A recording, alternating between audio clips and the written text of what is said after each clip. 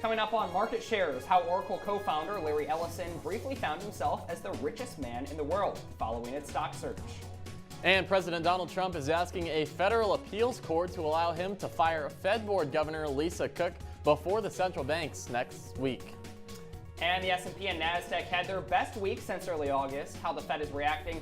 Hold on to your wallets because Market Shares starts right now.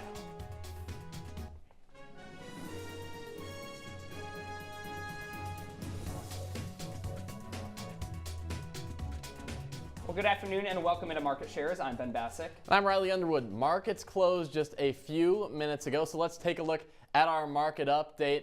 Pretty flat all around today, up actually in all three indexes. This is primarily because most investors are expecting the Fed to cut interest rates probably around next week. That's the consensus that's been going around. NASDAQ especially getting a lift from more large tech AI sectors as well. Yeah, kind of coming off this 4-day rally here. When we're looking at NASDAQ, the one who's been leading the charge is Tesla this week. They rolled out their Mega Block grid battery. Now, this is an insane piece of technology, and it's attracting a lot of investors. It offers 20 megawatts of power. That's enough to power 20,000 homes, Riley. That's a lot of homes. That's a lot of homes. It's a lot of homes for Tesla. It's a lot of green for Tesla. It's a lot of money for Tesla. That's why the NASDAQ is up so high this week. You can see the flat rate right there. But like you said, when these interest rates lower, if the Fed chooses to lower them, those bonds, those savings accounts are going to look less attractive. Consumer spending is going to go up, and businesses are going to increase investments, which is why we're seeing this kind of 4-day green rally here. And we saw a little bit with the jobs report come out, a little bit of panic, not quite, but research has suggested the economy is just cooling a little bit. It's not collapsing. Not collapsing at all. Well, let's go ahead and move on to our market movers of the week. We're going to start off here. I want to ask you a question, Riley. Have you ever seen the show Succession by any chance? I've not seen it. You haven't seen the Succession show. Well, if you have and you're a fan, this is the season finale. It's based off the Murdoch media empire. The Murdochs just passed Fox Corp and News Corp down to Lachlan Murdoch, the oldest son, and the three other siblings took buyouts, about $1.1 billion, Riley, with a B. So pretty pricey there. Fox Corp and News Corp are both up this week. Oh, Fox Corp down in the last couple close. So closing hour here, News Corp still up, forgive me.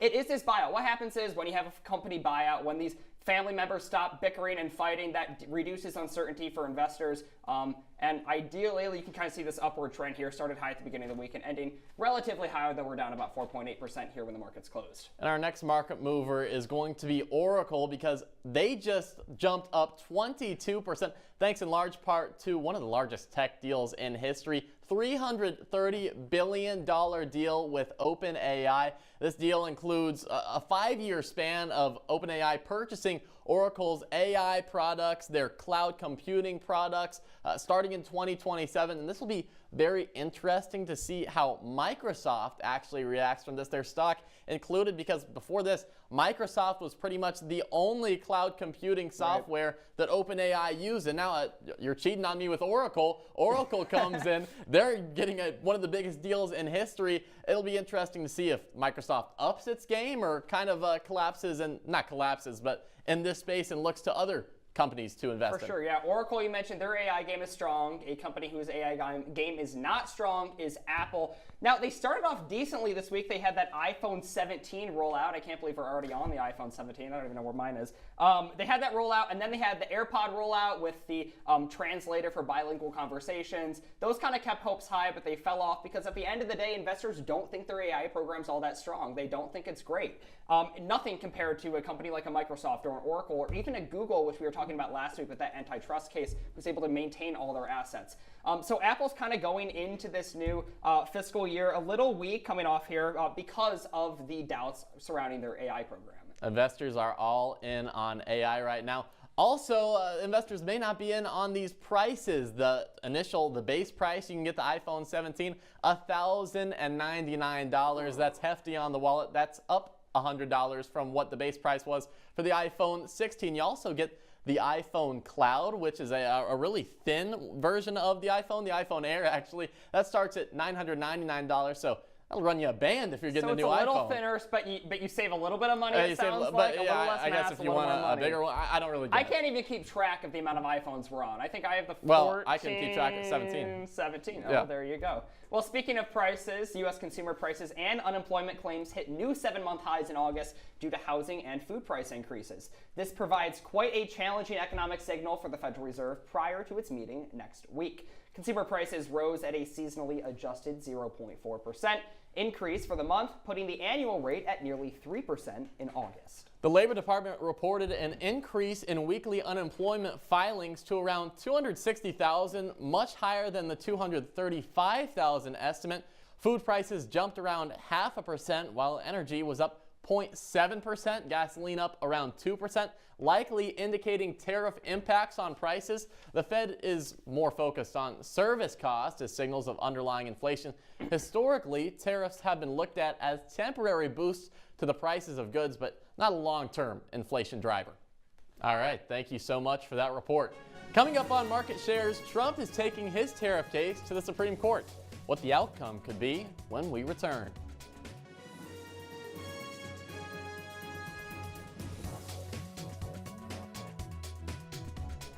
Welcome back to Market Shares. Well, the latest in the shooting of conservative political activist Charlie Kirk, officials have identified the person as 22-year-old Utah resident Tyler Robinson. Earlier today, Utah Governor Spencer Cox stated that investigators arrested and identified Robinson after analyzing surveillance footage, interviewing Robinson's family, and reviewing online messages between Robinson and his roommate.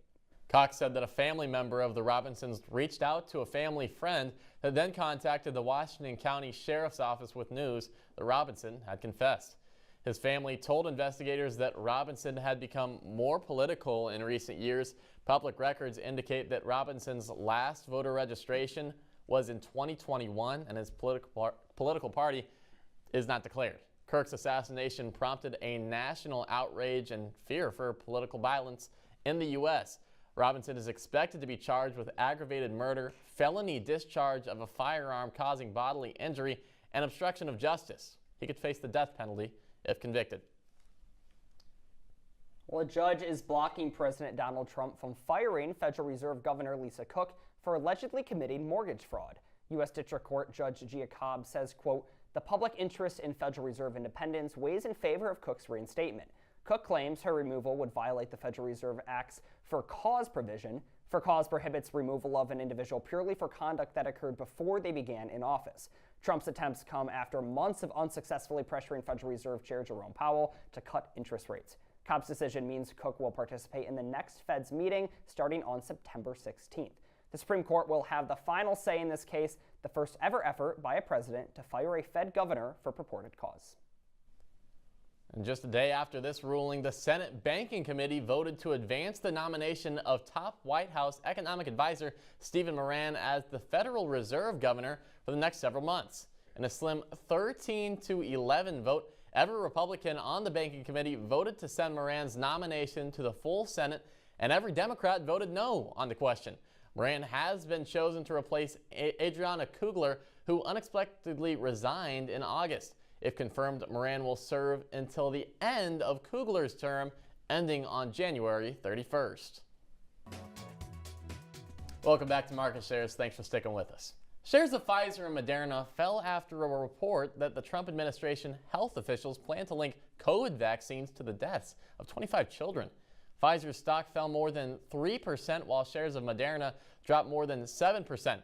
This report comes as Health and Human Services Secretary, boy, that's a mouthful, Robert F. Kennedy Jr.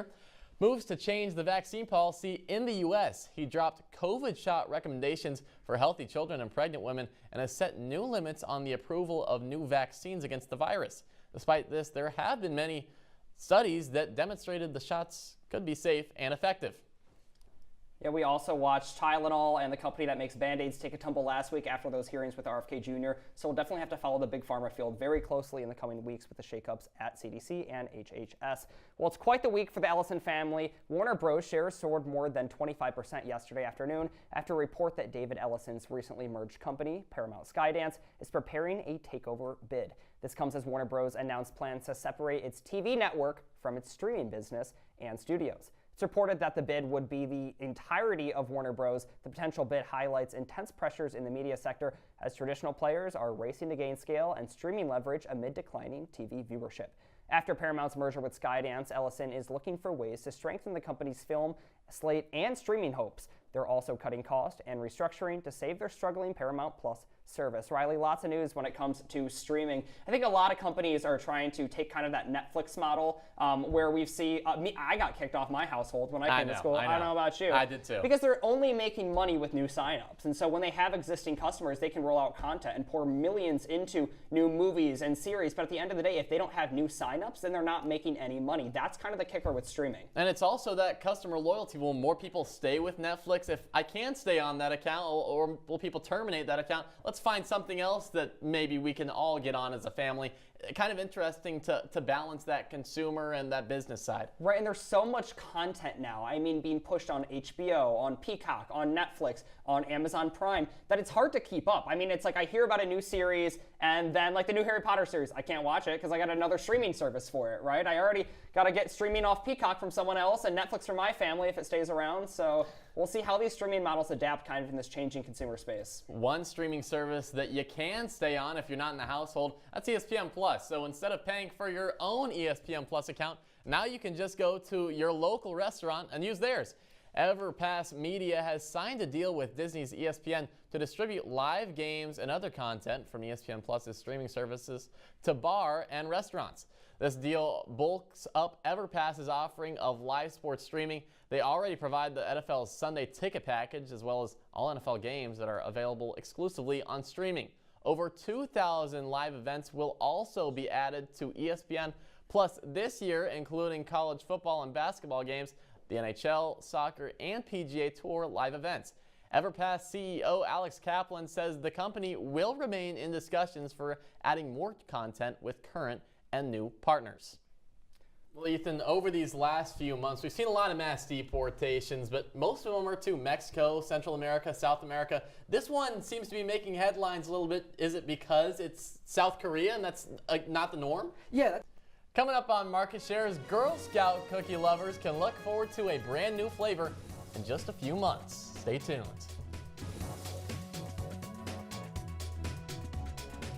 Welcome back to Market Shares. Cookie lovers around the country got some great news on Tuesday when Girl Scouts of the USA announced a new type of cookie, Riley.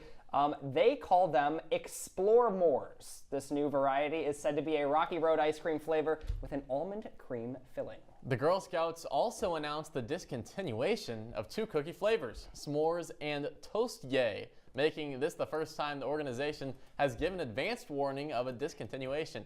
The new Explore Mores will be joining the updated line of fan favorites like Thin Mints and Samoas this cookie season, which typically runs from January through April. Now, Ben, I know you're a cookie monster yourself. All right, I think you have two peas in a pot on that one. You gotta love these Girl Scout cookies. I want to ask your favorite, let's say our favorite Girl Scout cookie on three. Right. We'll see if we line up. You ready? Three, two, one. Thin Samoas. Mints. Oh. Thin Mints are good. I like to freeze them. You ever try them frozen? I haven't tried them Solid. frozen. Highly recommend. I know usually it make it even hungry. Usually we eat on this show, but I know. We'll have to see if when these roll out, these Explore Mores. I'm a big s'more person. I know. So I like it. They got to bring complain. those prices down, I'll tell you, man. America's I mean, youngest entrepreneurs. They for? work hard on Marshall Street. I see them all the time. They're not working. They're just standing there. They're just standing there. With parental supervision, training the entrepreneurs of tomorrow, Riley. Maybe one day we'll be talking about them on the show, right? Maybe. Well, that's all the time we have for you on this episode of Market Shares.